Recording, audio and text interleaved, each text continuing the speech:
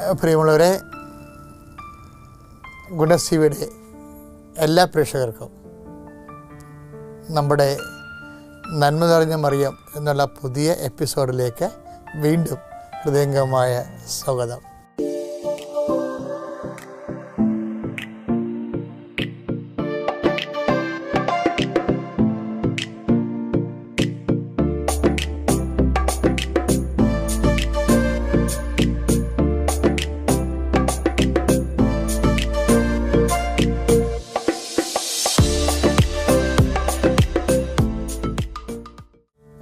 നമ്മൾ ഇന്ന് 4 ആൺകുട്ടികൾക്ക്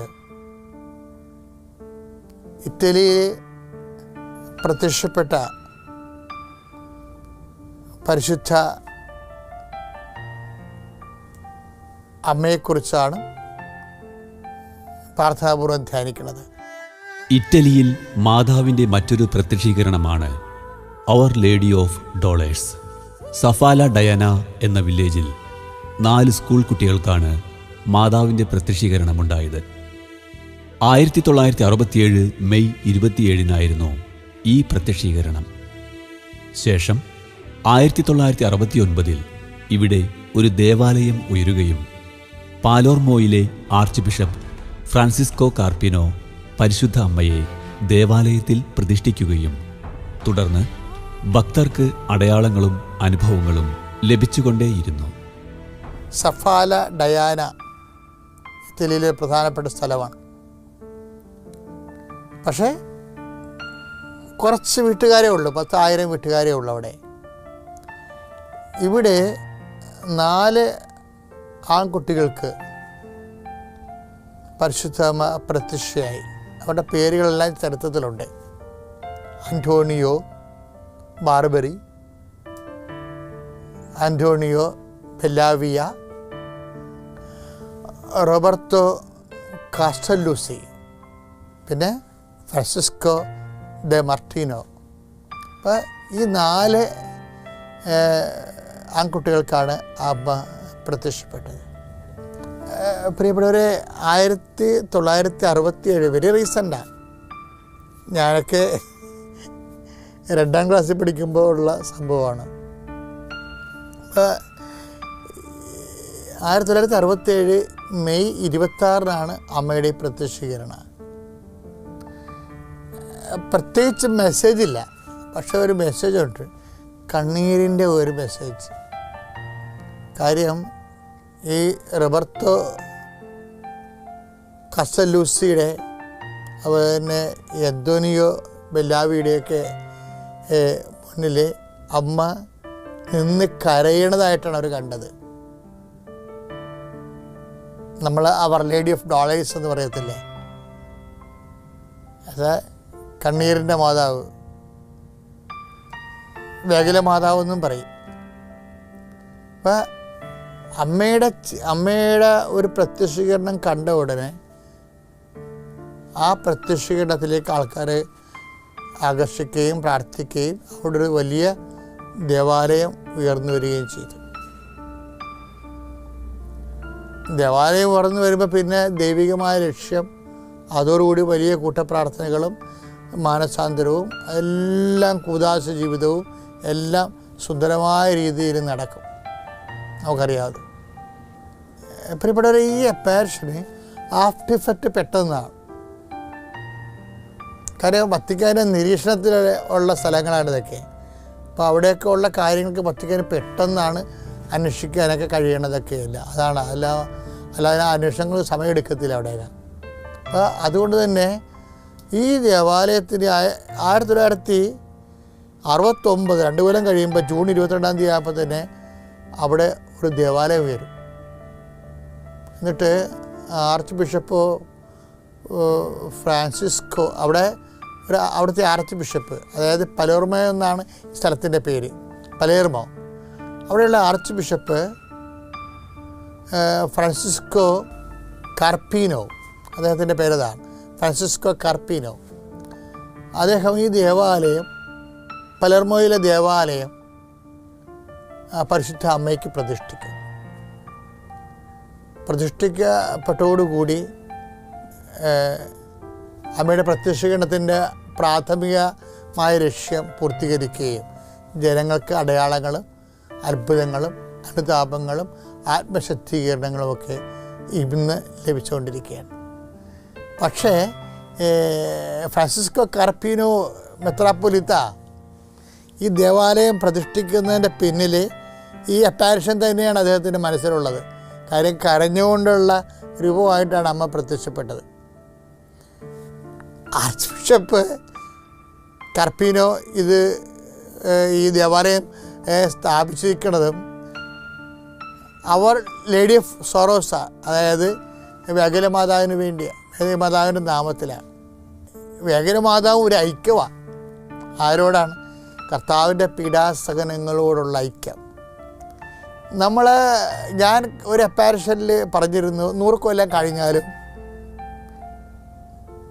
മേരി ദ മീഡിയാട്രിക്സ് അതിനേക്കാൾ ഉപരി കോ റിഡംഡ്രിസ്റ്റ്, അവർ ലേഡി ഓഫ് നേഷൻസ് ധ്യാനിച്ചപ്പോൾ ഞാൻ പറഞ്ഞിരുന്നു, അതിനകത്ത് ആ മെരിയൻ മെസ്സേജ് മേരി ദ കോ റിഡംഡ്രിസ്റ്റ് എന്നാണ്. അതായത് അമ്മ സഹരക്ഷകയാണ്. അമ്മ സഹരക്ഷകയായിട്ട് നമ്മൾ പ്രാർത്ഥിച്ച് ധ്യാനിക്കുന്നത് കൂടുതലും കുരിശിന് ചുവട്ടില മറിയത്തോടും യേശുവിൻ്റെ പീഡാനുഭവങ്ങളോട് ഐക്യദാർഢ്യം പുലർത്തിയ മറിയത്തിനെയാണ് നമ്മൾ ധ്യാനിക്കുന്നത്. അത് വ്യാകുലമാതാവാണ്. കാര്യം ആ അമ്മ സഹിച്ച വേദന അമ്മയുടെ മാനുഷികമായ വേദന അല്ല, മറിച്ച് കർത്താവ് സഹിച്ച പീഡാനുഭവങ്ങളാണ്. ശമയോൻ പറഞ്ഞില്ലേ, ഈ ശിശുവിനെ കയ്യിലെടുത്ത ശമയോൻ എന്താ പറഞ്ഞത്?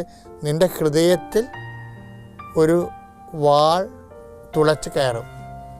ഹൃദയത്തിലെ മനോവേദനയാണ് അമ്മ അനുഭവിച്ചത്. കർത്താവ് ശാരീരിക വേദന അനുഭവിച്ചപ്പോൾ അമ്മ മനോവേദന അനുഭവിച്ചു. അതാണ് സംഭവം. അങ്ങനെയാണ് അമ്മ സഹരക്ഷകയായി എന്ന് നമ്മൾ പ്രാർത്ഥനാപൂർവ്വം ചിന്തിച്ച് പോണ കാര്യം അതാണ്. അപ്പോൾ അമ്മയുടെ വേദന എന്ന് പറഞ്ഞത് മകൻ മരിക്കുമ്പോൾ അമ്മമാർ കരട പോലെയുള്ള മാനുഷികമായ വേദനയല്ല. നമ്മൾ അങ്ങനെ ധരിക്കരുത്. സ്വന്തം മക്കൾ മരിക്കുമ്പോൾ അമ്മമാർക്ക് വേദന ഉണ്ടാകത്തില്ല. ഞാൻ 10,500 പണമെടുത്തിട്ടുണ്ട് ഈ കാലങ്ങളുള്ളിൽ. അപ്പോൾ ചെറുപ്പക്കാരൊക്കെ മരിക്കുമ്പോൾ നമുക്ക് താങ്ങാൻ പറ്റത്തില്ല. ചെറുപ്പക്കാരുടെ മരണത്തിൻ്റെ സ്ഥലത്ത് ചെല്ലുമ്പോൾ പട്ടാളം പോലെ ആളായിരിക്കും. പ്രായമുള്ളവർ മരിക്കുമ്പോൾ, കുഞ്ഞുങ്ങൾ മരിക്കുമ്പോൾ ആ വീട്ടിൽ ചെല്ലുമ്പോൾ 10-20 ആൾക്കാരെ ഉണ്ടാകത്തുള്ളൂ. പക്ഷെ അതാണ് ഇതുപോലെ അമ്മയും ആൾക്കാർ വിചാരിക്കേണ്ട വ്യാകുലമാതാവ് എന്ന് പറയുമ്പോൾ അമ്മയുടെ ചെറുപ്പക്കാരനായൊരു മകൻ, സ്വന്തം മകൻ നഷ്ടപ്പെട്ടതിൻ്റെ ആ ഒരു മാനുഷിക വേദനയായിട്ടാണ് ആൾക്കാർ. മാനുഷിക വേദന അല്ല സംഭവം. കർത്താവ്, അതായത് ശമയോൻ അമ്മയെ കുഞ്ഞിനെ ദേവാലയത്തിൽ സമർപ്പിച്ചപ്പോൾ, അമ്മയുടെ നിന്ന് കുഞ്ഞിനെ മേടിച്ചപ്പോൾ പറഞ്ഞിട്ട പ്രവചനങ്ങളിലുണ്ട് അമ്മ കോറിഡർബിസ്റ്റാണെന്ന്. എന്താണ്? ഈ ശിശു കാരണം ഇവൻ തർക്കത്തിൻ്റെ അടയാളമായിരിക്കും. നിൻ്റെ ഹൃദയത്തെ ഒരു വാൾ പ്രവേശിക്കും, ഭേദിക്കും എന്ന് പറയുമ്പോൾ അർത്ഥം എന്താണ്? നീ മാനസികമായ പീഡ അനുഭവിക്കും, ഇവൻ ശാരീരികമായ പീഡ അനുഭവിക്കും. അപ്പോൾ യേശുവിൻ്റെ ശാരീരികമായ പീഡയും അമ്മയുടെ മാനസികമായ പീഡയും കൂട്ടിവരുമ്പോഴാണ് രക്ഷാകരം സമ്പൂർണ്ണമാകുന്നത്. യേശുക്രിസ്തുവിൻ്റെ പീഡാനുഭവങ്ങൾ വരുന്ന പോരായ്മ ഞാൻ എൻ്റെ ഹൃദയത്തിൽ ശരീരത്തിൽ സംഭവിക്കുമെന്ന് പറയുമ്പോഴേ അത് ആദ്യം ചെയ്ത അമ്മയാണ്. ഒരു ക്രിസ്ത്യാനിക്ക് അത് സാധിക്കുമെന്നല്ലേ പൗലോസ് അപ്പോസ്തലൻ പറയണത്?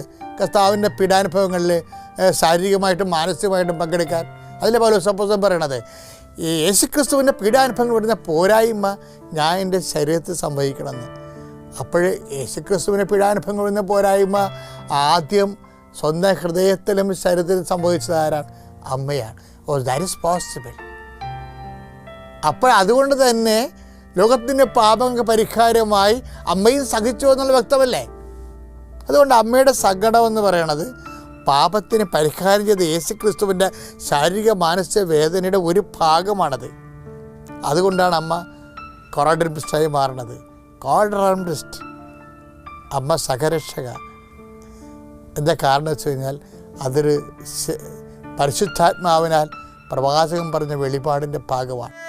പരിശുദ്ധ മാതാവ് സഫാല ഡൈനയിൽ പ്രത്യക്ഷപ്പെട്ടത് കണ്ണീരോടെ ആയിരുന്നു എന്ന് കുട്ടികൾ സാക്ഷ്യപ്പെടുത്തുന്നു.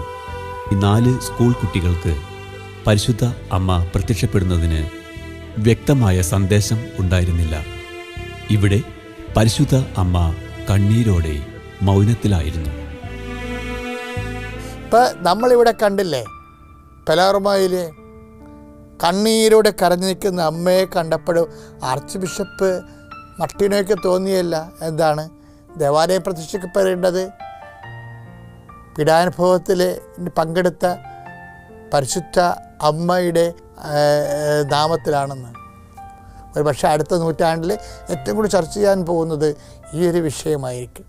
അമ്മയുടെ ആത്മദുഃഖങ്ങൾ, എന്തിൻ്റെ റിഡംപ്റ്റഡ് സഫറിങ് ഓഫ് മേരി. അത് ശരിക്കും നമുക്കറിയാമല്ലോ, സഫറിങ് ദൈവത്തിന് ഇല്ലാത്തത് ഒന്ന് മാത്രമേ ഉള്ളൂ, അത് സഫറിങ്ങാണ്. When we suffer in the name of Jesus, നമ്മൾ ദൈവത്തിൻ്റെ പൂർണ്ണതയിലേക്ക് എത്തിച്ചേരുകയാണ്. ദൈവവും പൂർണ്ണത കൈവരിക്കുന്നത് മാനുഷികമായ മനുഷ്യാവതാരത്തിലൂടെ മാനുഷികമായ വേദനകൾക്ക് പങ്കെടുക്കാൻ കൂടി ദൈവത്തിൻ്റെ ഒരു സ്നേഹത്തിൻ്റെ സാധ്യത, ദൈവത്തിൻ്റെ സാധ്യതയല്ല, ദൈവം സ്നേഹമാണല്ലോ. സ്നേഹത്തിൻ്റെ സാധ്യത എന്താ? മറ്റുള്ളവർക്ക് വേണ്ടി സഹിക്കുന്നതല്ല സാധ്യത. ആ സാധ്യത പൂർണ്ണമാകുന്നത് മേരിയിൽ ഈശോയിലൂടെയും അമ്മയിലൂടെയുമാണ്. അതുകൊണ്ട് സഫറിങ് ഇസ് എയ്ത്ത് സാക്രമെൻറ്റ്, 8ാമത്തെ ഒരു കൂദാശയാണ്. ആരെല്ലാം സഫറിങ് ഉണ്ട്, സഫറിങ് എല്ലാവർക്കും ഉണ്ട്, അതുകൊണ്ട് കാര്യമില്ല. അത് യേശുക്രിസ്തുവിൻ്റെ നാമത്തിലാകണം. യേശുക്രിസ്തു നാമത്തിലാണെങ്കിൽ അവരുടെ നാമത്തിൽ വിശ്വസിക്കണം. യേശുക്രിസ്തുവിനെ വിശ്വസിക്കുന്നവൻ്റെ സഫറിങ്ങിനുള്ള ഗുണവതാണ് എന്താണ്? അത് കാണപ്പെടാത്ത ദൈവത്തിന് വരപ്രസാദമാണ്. അത് നമുക്ക് ലഭിക്കുന്ന ഈശോ വിശ്വാസം സ്ഥാപിച്ച കാണപ്പെടുന്ന അടയാളമായിട്ട് മാറുന്നു. ദുഃഖം ഒരു കൂദാശയായിട്ട് മാറും. ലോകത്തൊരു ജനപദങ്ങൾക്കും ദുഃഖം കൂദാശയല്ല. കൂദാശ എന്ന് പറഞ്ഞാൽ എന്താണ്? അടയാളം. എന്തിൻ്റെ അടയാളം? കാണപ്പെടാത്ത ദൈവത്തിന് വരപ്രസാദം നമുക്ക് ലഭിക്കാൻ ഈശോ മിശിഹ സ്ഥാപിച്ച അടയാളം, ഔദ്യോഗികമായ സ്ഥാപിച്ച അടയാളമാണ്. കാര്യം അവൻ പൂങ്കാവനത്തിലായാലും കുരിശിലായാലും അനുഭവമെല്ലാം ദൃശ്യമായ സഫറിങ്ങാണ്. അതെല്ലാം അറിഞ്ഞുകൊണ്ട് അവൻ അനുഭവിച്ചതാണെങ്കിൽ അത് വേദന ഒരു കൂദാശയാണ്. ഇപ്പം അവർ ലേഡി ഓഫ് ഡോളേഴ്സ് സാക്രമെൻ്റാണ്. നമ്മൾ അമ്മയുടെയും യേശുവിനോടും ഐക്യദാർഢ്യം പുലർത്താൻ കഴിയുമെന്നാണ് പൗലോസ് അപ്പോസ്തലൻ പറഞ്ഞത്. യേശുക്രിസ്തുവിൻ്റെ പീഡാനുഭവങ്ങൾ വരുന്ന പോരായ്മ ഞാൻ എൻ്റെ ശരീരം സംഭവിക്കണമെന്നുണ്ടെങ്കിൽ അങ്ങനെ നമുക്കും നമ്മുടെ വേദനകൾ വട്ടമീത് തരത്തിലായാലും കർത്താവിൻ്റെ നാമത്തിൽ അമ്മയോട് ചേർന്ന് അമ്മയോട് കൂടെ നമ്മൾ ലോകത്തിന് നന്മയ്ക്ക് വേണ്ടി വിശുദ്ധീകരണത്തിന് വേണ്ടി കാഴ്ചവെക്കുമ്പോൾ നമ്മളും അതിലൂടെ കർത്താവിൻ്റെ മറ്റൊരു കൂദാശയായിട്ട് മാറും, ഒരു അടയാളമായിട്ട് മാറും. സഭ അതിൻ്റെ സ്വഭാവത്തിൽ തന്നെ ഒരു കൂദാശയാണ്.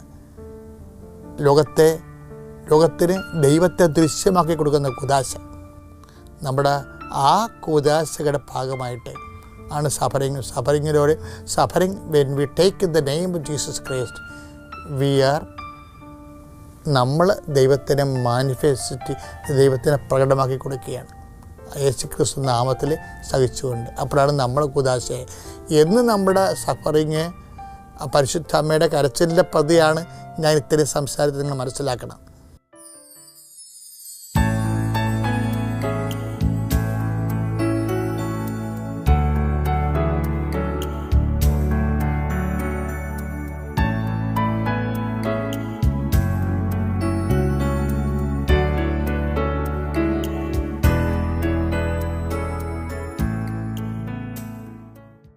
ഇതിൻ്റെ ഈ സഫാല ഡയാനയിലെ അമ്മയുടെ പ്രത്യക്ഷീകരണമില്ലേ, അത് 2 പ്രാവശ്യം നടന്നിട്ടുള്ളൂ. പക്ഷേ 2 പ്രാവശ്യം കൊണ്ട് തന്നെ Vatican fully convinced about that. സഭയ്ക്ക് അതിനെക്കുറിച്ച് വ്യക്തതയുണ്ട്. അതുകൊണ്ട് തന്നെ സഭ ഇത് അംഗീകരിച്ചത്. അതുകൂടി ആ ഒരു പ്രാധാന്യം കൂടി ഈ ഇതിനുണ്ട്. അപ്പോൾ ഒരു പക്ഷേ നമ്മൾ ഈ കേട്ട കൺവെൻഷനിൽ ഇതിന് ശേഷം എല്ലാം ഒരു പ്രൊഫൗണ്ടിറ്റി, അതായത് ഒരു വ്യക്തികളിലൂടെ എങ്ങനെ കണ്ണീരിനെ കൂദാശയാക്കി മാറ്റി ദൈവത്തെ മഹത്വപ്പെടുത്തിക്കൊണ്ട് ആത്മാവിൻ്റെ വീണ്ടെടുപ്പ് സാധിക്കാം എന്നതിൻ്റെ ഒരു ആന്തരിക അർത്ഥം കൂടി ഈ അമ്മയുടെ പ്രത്യക്ഷപ്പെടുന്നുണ്ട്. ഇത് കേൾക്കുമ്പോൾ നിങ്ങളും ശരീരത്തിലായാലും മനസ്സിലായാലും ഒരു വേദന വരുമ്പോൾ അതേതിൻ്റെ 5 മിനിറ്റെങ്കിലും അത് പരിശുദ്ധമ്മയുടെ മധ്യസ്ഥത്തിൽ യേശുവിൻ്റെ നാമത്തിൽ ഏറ്റെടുത്ത് കഴിഞ്ഞാൽ അതിലൂടെ നമ്മൾ ദൈവാനുഗ്രഹത്തെ പ്രൊഡ്യൂസ് ചെയ്യാം. ടു പ്രൊഡ്യൂസ് ഫാക്ടറി എന്നൊക്കെ നമ്മൾ പറയത്തില്ലേ, ഇത് ടു പ്രൊഡ്യൂസ്. അതുപോലെ കൃപയെ സാക്രിഫാക്ചർ എന്ന് വെച്ച് കഴിഞ്ഞാൽ കൃപയെ പ്രൊഡ്യൂസ് ചെയ്യാൻ പറ്റും. വേദനകൾക്ക് കണ്ണീരിനെ കൃപയെ ഉൽപ്പാദിപ്പിക്കാൻ പറ്റുമെന്ന്, കണ്ണീരിന് കൃപയെ ഉൽപ്പാദിപ്പിക്കാൻ പറ്റും.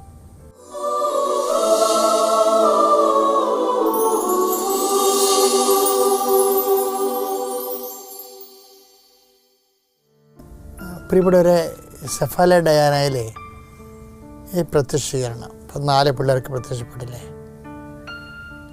ഈ 4 ആൺകുട്ടികൾക്ക്. അത് കഴിഞ്ഞ് പിന്നെ 2ാമത്തെ പ്രത്യക്ഷീകരണമുണ്ട് ഈ സെഫാലയിൽ തന്നെ, അത് അനേകം മക്കൾക്കാണ്. പക്ഷേ ഈ കുട്ടികൾക്കുള്ള പ്രത്യക്ഷീകരണങ്ങൾ സ്ഥിരമായി വരുന്നുണ്ട്. ഇപ്പം നമ്മൾ ഫാത്തിമയിലാണെങ്കിലും പ്രത്യക്ഷീകരണത്തിൽ കുട്ടികളുണ്ട്, അതുപോലെ ലൂർദിലാണെങ്കിലും പ്രത്യക്ഷീകരണത്തിൽ കുട്ടികളുണ്ട്. അതിൻ്റെ പ്രധാനപ്പെട്ട കാരണങ്ങൾ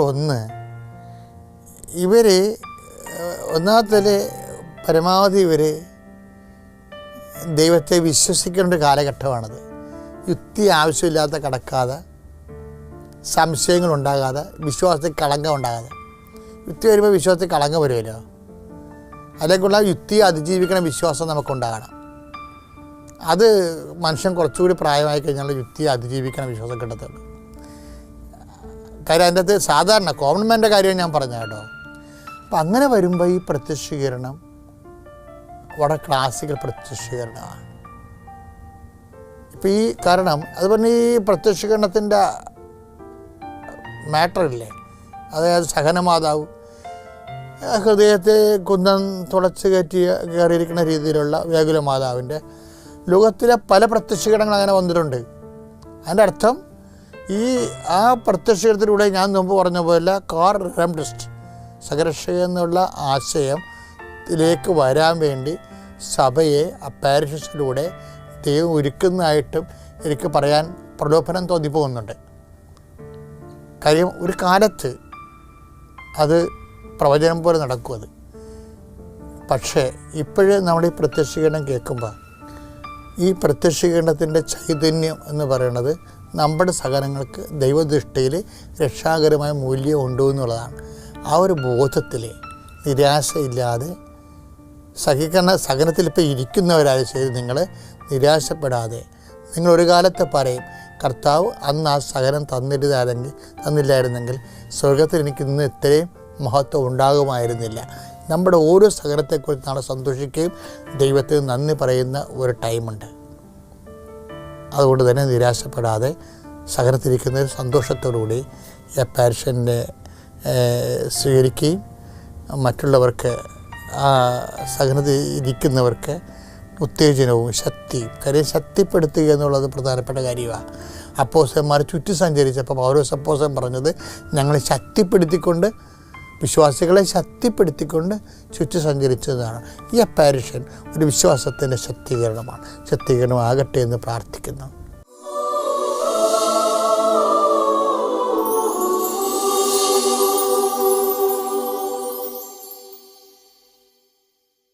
ഈ പ്രത്യക്ഷീകരണത്തിൻ്റെ വ്യക്തിയുടെ പേര് റൈനോൾഡ എന്നാണ്. അവരുടെ ഫുൾ നെയിം റൈനോൾഡ അമ്മേ എന്നാണ്. ഈ റൈനോൾഡ ജനിക്കുന്നത് ജർമ്മനിയിലാണ് 1901 ഒക്ടോബർ മാസം 21-ാം തീയതി.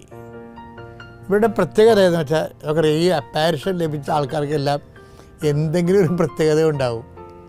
അപ്പം അത് ഇവരുടെ പ്രത്യേകത എന്ന് വെച്ചാൽ ഇവർ ഈ കുഞ്ഞുനാൾ മുതലേ ദിവ്യകാരുണ്യ ഭക്തൻ. ആര്? റൈനോൾഡ.